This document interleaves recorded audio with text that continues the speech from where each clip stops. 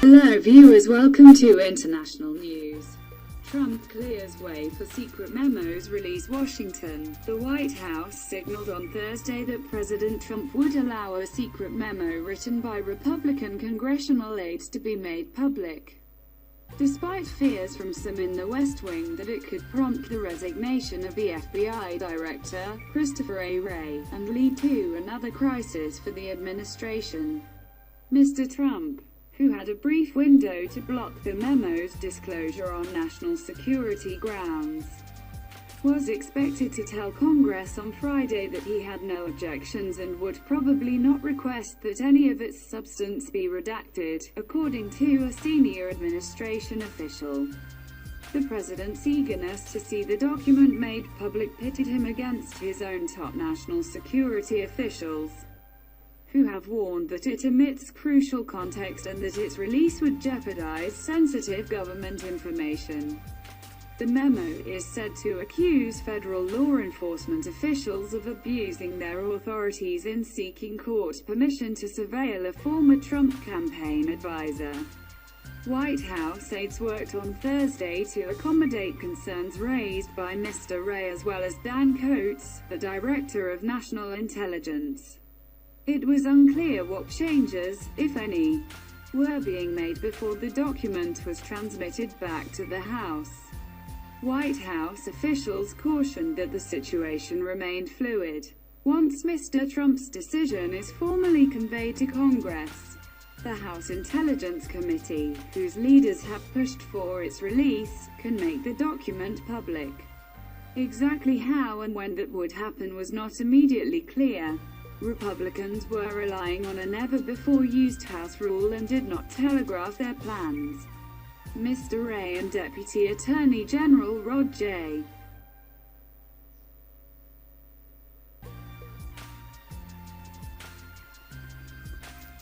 Rosenstein had already tried unsuccessfully this week to persuade the White House to stop the release of the memo, and Thomas O'Connor, the president of the FBI Agents Association, issued a statement on Thursday supporting Mr. Wray. It thanked the director for standing shoulder to shoulder with the men and women of the FBI, and came a day after the Bureau itself strongly condemned the push for the memo's release. Despite the White House worries about his unhappiness at the prospect of the document's release, Mr. Wray, who has kept a relatively low profile since taking over the FBI in August, was unlikely to resign over this issue, people familiar with his thinking said. Speaker Paul D. Ryan, speaking Thursday to reporters at the Republicans' annual policy retreat in West Virginia, rejected criticisms of the memo and offered a full-throated defense of the document. This memo is not an indictment of the FBI, of the Department of Justice. It does not impugn the Mueller investigation of the Deputy Attorney General, he said, referring to Robert S. Mueller III, the special counsel investigating the Russian election meddling and whether Mr. Trump obstructed justice. Instead, Mr. Ryan said, the memo was the product of Congress employing oversight of the executive branch. Mr. Trump has told the people close to him that he believes the memo, which the White House confirmed he had read, makes the case that law enforcement officials acted inappropriately and with bias in the early days of the Russia investigation. He has spent less time talking about it in the White House than some of his supporters have, however. But people close to Mr. Trump who have been told of the memo's contents, both inside and outside the White House, conceded that the document was not likely to deliver on those expectations.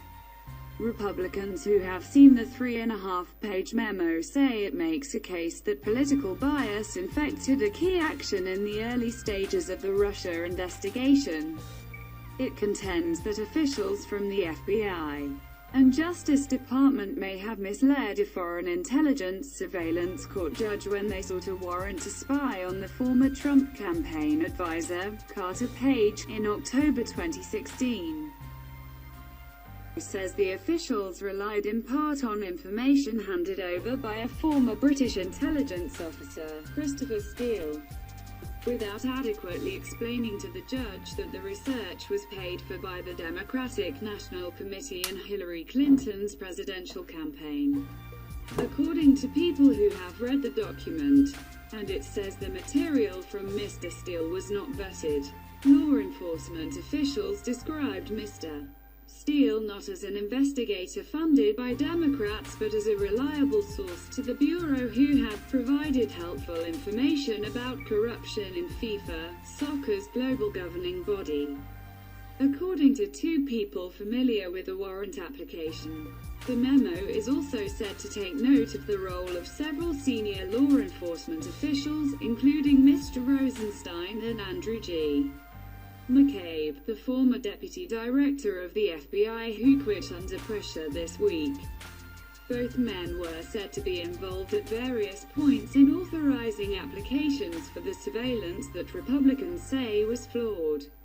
The document was primarily written by Kashyap Patel, a committee staff member for Representative Devin Nunes, Republican of California and the chairman of the Intelligence Committee. Democrats who have seen it say the Republican document amounts to a risky attempt to construct a narrative to undercut the Russia investigation. They say it relies on cherry-picked facts and disregards key context. Representative Steve Cohen, Democrat of Tennessee, called the document a banal, inferior, non-shocking, insubstantial memo. Obviously, they wanted to make a point and claim prejudice against President Trump, he said on Thursday. When you read the Democratic side, the minority report, it is pretty obvious that all the information that could be before the judge was there. Mr. Page had been on the authorities' radar for years. He had visited Moscow in July 2016 and was preparing to return there that December when investigators obtained the warrant. Tensions ran high on Thursday among lawmakers, with the House and Senate Democratic leaders calling on Mr. Ryan to remove Mr. Nunes from his chairmanship and one senior Republican senator cautioning that his House colleagues should slow down their push to release the document.